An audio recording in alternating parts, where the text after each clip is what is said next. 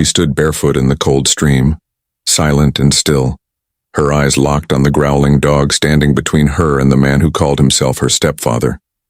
Everyone in town thought he was kind, reliable, but when that dog refused to move, growled like it could smell fear itself, one thing became terrifyingly clear. Something was very wrong in the woods that day. If you're new to the channel, don't forget to subscribe and like the video. Drop a comment to let us know where in the world you're watching from. Now, let's jump into the story. The late summer sky glowed soft gold as the sun dipped low behind the pines. Willowend was the kind of town where nothing seemed to change. People waved at each other, church bells rang on Sundays, and the woods surrounding the town whispered secrets that no one dared to ask about. That evening, the sound of cicadas hummed through the trees. Down by the stream that curved behind the woods, the air was still, too still. Even the birds had quieted and the water barely moved. Maven stood in the shallows of the stream barefoot. Her hair, long and golden, stuck to her damp cheeks. She didn't cry. She didn't move. Her pale blue eyes stared across the water, wide and unblinking. Tova, the dog, growled. It was a deep rumbling sound, not angry, not loud, but full of warning. Tova, a retired search and rescue dog, stood stiffly just a few feet away from Maven, her fur bristling. She didn't growl often, and when she did, people listened. Behind Maven, Tommel Rusk placed a hand on her small shoulders. He gave them a gentle squeeze, but there was tension in his fingers.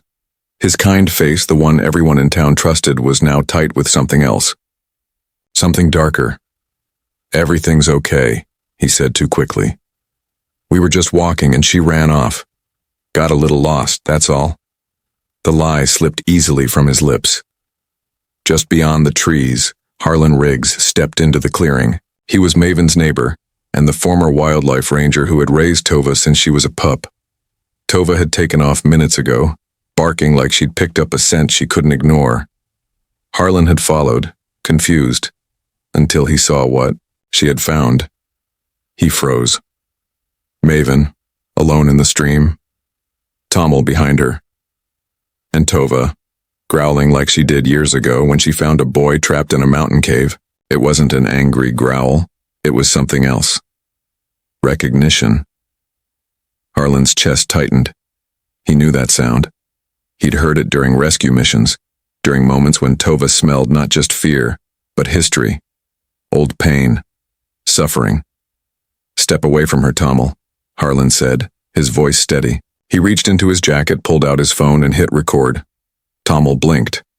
His smile flickered, faltered. "Come on, Harlan. You know me. I've known Maven since she was 3. We're just out for some air." Tova stepped forward. Her growl deepened, long and hollow like a sound pulled from the earth itself. It echoed off the water, off the trees. The stillness around them broke. Maven moved. Without a word, without even looking behind her.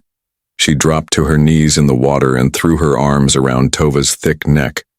Her body shook, not from the cold, but from something breaking, free inside her. The sound she made wasn't a cry. It was a release. A flood of deep, trapped sobs that came from a place no child should ever have to hold. Tommel didn't move. His face froze. His hands dropped to his sides. In that moment, his mask cracked, and Harlan saw it. Under Tommel's damp shirt sleeve, something dark peeked out. A tattoo. Not just any mark, but one Harlan had seen years ago in an old case file about a missing child in a group that was rumored to operate in shadows. It was a rough spiral, faded but clear. The symbol had once been dismissed by police as nonsense. A ghost story. A rumor about a group that took children and made them disappear under clean names and quiet lies. But the symbol was real, and now it was on Tommel's arm. "You need to leave her alone," Harlan said, his voice low now. Not yelling, not accusing, just sure. Tommel's eyes flicked to him, then to the dog, then back to Maven, who clung to Tova like the dog was the only real thing in her world. "You don't know what you're stepping into," Tommel said. His voice was cold now, No more charm. No more masks. Maven didn't speak. She didn't need to. Her grip on Tova told them everything. From the distance, a faint sound rose, the wail of sirens, moving slow and steady through the trees. Harlan had already called for help. Tommel looked around once, twice, then stepped back. Slowly. Not panicked. Calculated. He turned and walked into the woods. Tova didn't chase.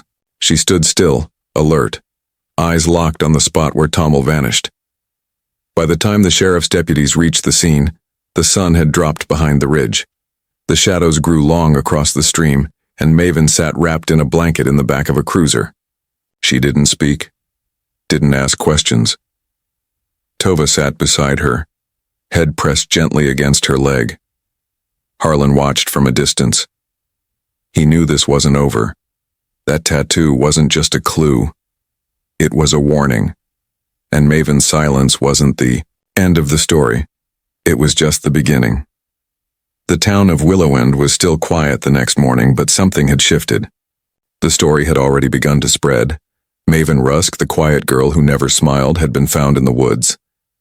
She wasn't hurt, they said, but she wasn't okay either.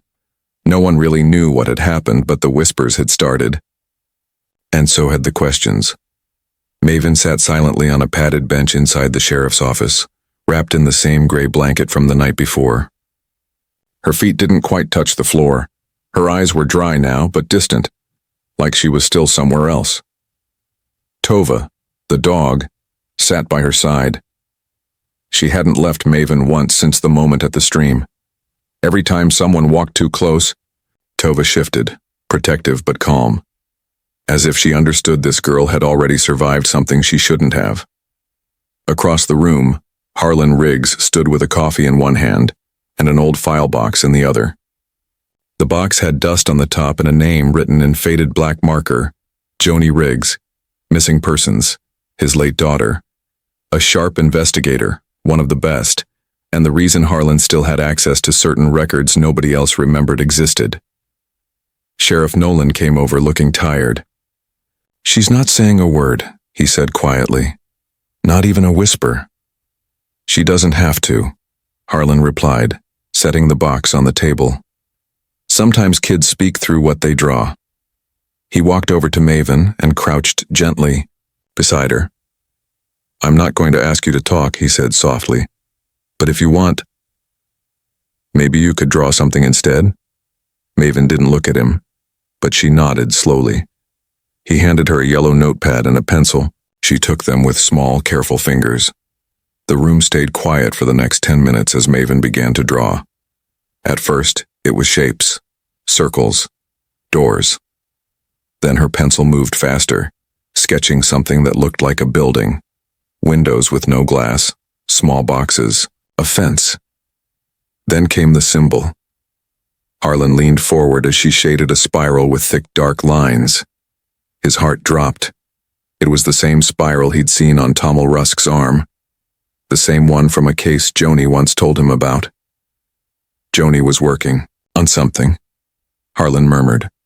He opened her file box and started flipping through papers, newspaper clippings, photos, handwritten notes. A name popped up again and again. Talia Rinn, a girl who had vanished 6 years earlier at the age of 9. The case had gone cold. The only detail Joni had circled in red ink was, claims stepfather moved her out of state. No records found. He found a photo of Talia. Her face looked familiar. Same tired eyes as Maven. Same small build. Same quiet expression that looked like it had been frozen by fear. As Harlan laid the photo on the table, Maven stopped drawing. She looked at it. Then her fingers curled around the pencil, and she started sketching again. This time, it was 2 figures. One small, one taller, a cage between them. And next to the drawing, she wrote just one word. Chime Hall. "What is that?" Sheriff Nolan asked. "A place?"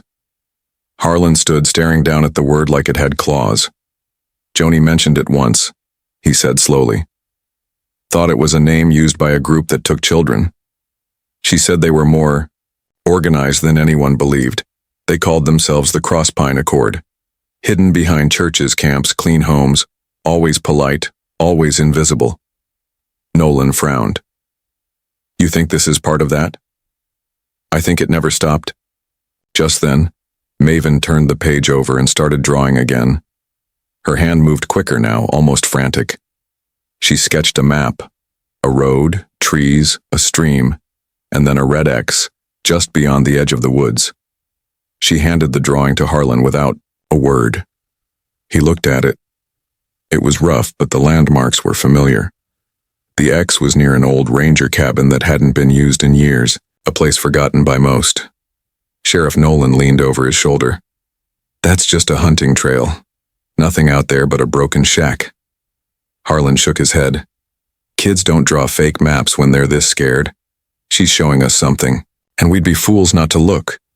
Maven reached out and placed her hand gently on Tova's head. The dog looked up at her, then back at the men. The room felt heavier. Let's go out there, Harlan said. Before someone decides to clean up whatever they left behind. Sheriff Nolan hesitated, but then gave a slow nod. I'll call for backup, but quietly. I don't want word spreading too fast. Maven didn't speak, but as the adults moved toward the door, she picked up the pencil one more time. She added a final detail to the map. A new road leading off the main trail with a second red X at the end, and beside it she drew a small shape. A door. Not open, not locked, just waiting. The forest felt different that day. Harlan Riggs had walked these trails for most of his life. He knew the smell of pine, the way the soil changed beneath your boots after a rain, and the exact spot where the air grew colder for no clear reason. But this time the air wasn't just cool, it was heavy, like it carried something it didn't want to give up. Tova, the search and rescue dog, walked a few steps ahead, tail low, nose twitching. She wasn't sniffing for squirrels or deer. She was tracking something more serious, something she remembered from the day before, something no one else could smell. In his backpack, Harlan carried a flashlight, a camera, a notebook, and a copy of Maven's drawing. She hadn't said a word, but her pencil had said enough. The map she'd made pointed to a red X deep in Crosspine Woods, past the ranger station and down an old, overgrown hunting trail. Most people didn't even know it was there anymore. As he hiked, branches reached across the path like arms trying to stop him. The wind whispered through the trees, but no birds sang. No animals stirred. The deeper he walked, the quieter it became. Then he saw it, just where Maven's map said it would be. A small, weathered shack sat in a clearing. The roof sagged. The windows were covered with wooden planks nailed from the inside. From the outside, it looked forgotten, but something was off. The padlock on the door was new. Not shiny, but not old either. And there were tire tracks nearby, hidden under leaves but still fresh. Tova growled. Harlan crouched beside her. She wasn't barking, she wasn't pacing. She was frozen, staring at the shack like it was alive. He circled the building slowly, eyes scanning every inch. On the back wall, half covered in ivy, was a hatch, metal, rusted but not sealed. He knelt down and pulled it open with a creak that echoed too loud in the silent woods. Inside was a ladder. It disappeared into blackness. Harlan took a breath. He reached for his flashlight, clipped it to his vest, and started to climb down. Tova followed close behind, one paw at a time. The air inside the tunnel was damp. It smelled like mildew and something else. Metal, maybe blood. The walls were concrete. The floor, dirt packed hard over time. This wasn't a storm shelter. It wasn't a root cellar. It had been built for something else. They reached the bottom where a hallway stretched ahead, long and narrow, lined with strange carvings. Spirals. Lines. Symbols Harlan didn't recognize but had seen before. On Tommel's arm, and in Maven's drawings. Tova whined softly, her ears twitching. She stayed close, her body tense. Harlan moved forward slowly. The beam from his flashlight danced across the walls, revealing something worse than carvings. Folders. Dozens of them stacked in metal crates, some were empty. Others were labeled with numbers and dates. One read, Mr. 040. He opened it. Inside were photos of Maven, medical notes, reports about her school attendance, personal records no one should have had. It was like someone had been watching her for years. Another folder read TR015, Talia Rin. Harlan's stomach turned. He opened the file and found the same pattern. Records, drawings, and chilling notes about compliance and stage progress. This wasn't random. These children were being tracked, chosen. He kept walking until he reached a second room. This one was smaller, with old mattresses on the floor and chains bolted to the corners. And in the far corner, under a pile of blankets, something moved. Harlan stepped closer, heart pounding. Tova stood between him and the pile, nose twitching, tail straight. He crouched low. "It's okay," he said gently. "You're safe now." The blankets shifted. A face peeked out. Pale. Thin. Older than Maven, maybe 10 or 11. The girl blinked at the light and tried to speak, but only a whisper came out.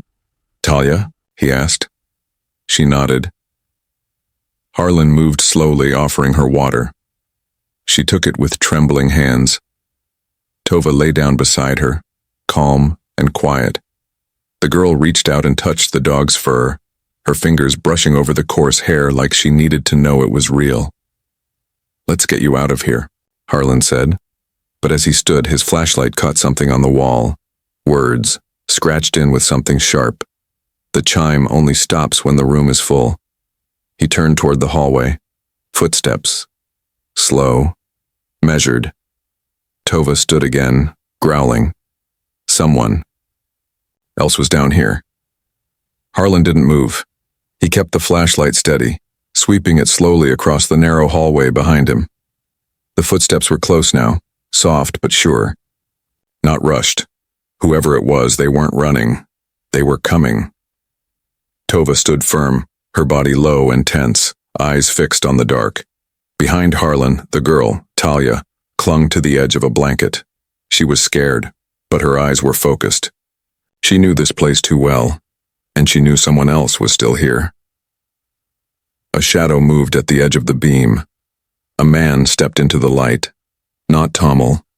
This one was older, thinner, with deep lines around his mouth. His gray shirt was tucked neatly into clean jeans. He looked like someone's grandfather, quiet, polite, but his eyes were hollow. He didn't speak. Neither did Harlan. The man stared at him, then at the child, then at Tova, his head tilted slightly. "You're not supposed to be here," he said finally, his voice low and calm. "No," Harlan replied, gripping the flashlight tighter. "But neither are you." The man took a slow step forward, then stopped when Tova's growl deepened. He raised both hands in mock surrender. "It's not what you think," he said. "I think you've been hiding children," Harlan said, his voice firm. "I think you built this place to keep them hidden, and I think you've been doing it for years." The man sighed like he was tired, like he had given this speech before. "They're not prisoners," he said. "They're chosen. They were born for more. We only help them become what they're meant to be." Harlan felt the words like a sickness. He took one step back, placing himself more fully between Talia and the man. "Where's Tommel?" he asked. "Gone," the man replied. "He always runs when it gets real. He was never ready." Behind Harlan, Talia stood. Slowly, her voice barely a whisper broke the silence. "There were others," she said. "More kids in different places." The man didn't deny it, he only smiled. "The accord is bigger than this," he said. "You found one room. Just one. There are many." Tova barked, sudden and sharp. It was enough to break the tension. Harlan pulled out his radio. "This is Ranger Riggs. I've located a child, alive. We need backup at the coordinates I gave earlier, and bring everything you've got." The man didn't try to run. He just stepped back into the shadows, disappearing down another tunnel like a ghost. Harlan didn't follow. He turned back to Talia, picked up a blanket, and wrapped it around her shoulders. "We're getting out," he said. "Right now." With Tova leading the way, they made it back up the ladder into the early morning light. The trees above swayed gently. The forest felt alive again. Birds had returned. A breeze moved the branches. The silence had lifted. A short while later, 2 sheriff trucks pulled up on the narrow trail. Deputies rushed out. Talia was safe now. But Harlan's heart was heavy. That strange man and whoever else he worked with was still out there. At the station that afternoon, Maven and Talia sat beside each other on a long bench in the back room. Neither said much. They didn't have to. Their hands were clasped, tightly together, a quiet signal of comfort. Harlan stood nearby watching as Maven picked up her pencil again. She began to draw, not cages or symbols this time, but a row of small cabins surrounded by trees. And next to each one, a red X. She knows more, Harlan said to Sheriff Nolan. We need to listen to her drawings like we'd listen to any other kind of testimony. The sheriff nodded. We're taking it seriously now. I've never seen anything like this, but we'll follow every lead. Tova lay curled on the floor beside the girls, eyes half closed but still alert. She had been the one to find them, the one who knew something was wrong when no one else did. She saved them, the sheriff said. Harlan looked down. She always had a gift. Some dogs just know. Later that night, Harlan sat in his cabin flipping through Joni's old files. He found a note scribbled in the margin of one of her reports. Chime Hall isn't a place. It's a signal, a word. They use it to know when to move the kids. He stared at the page for a long time. Maven hadn't spoken a word since she was found, but her drawings kept showing new paths, new marks, new cabins. She had more inside her, memories, maybe even maps, and Harlan knew that as long as she kept drawing, they could keep searching. He looked at Tova, asleep near the door, ears twitching now and then in her dreams. We're not done, he said, quietly. The light from the desk lamp cast soft shadows on the wall. Out in the trees, the wind whispered again, but this time it didn't sound like silence. It sounded like hope.